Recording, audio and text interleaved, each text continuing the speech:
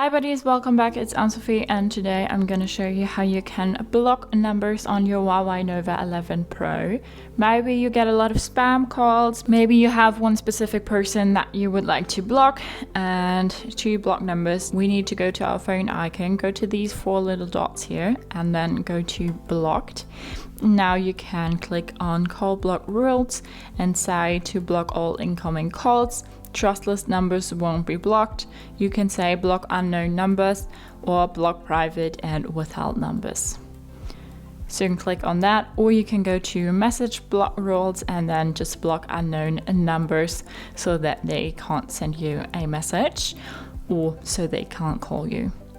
If you make your settings here and check the boxes you would like to check, you can just go back and hopefully enjoy the silence, because those people won't be able to reach out to you anymore. So that's how you can block your numbers on your Huawei Nova 11 Pro. Hope you liked it, hope it helped. If so, thumbs up, share and subscribe, and I hope to see you next time. Bye.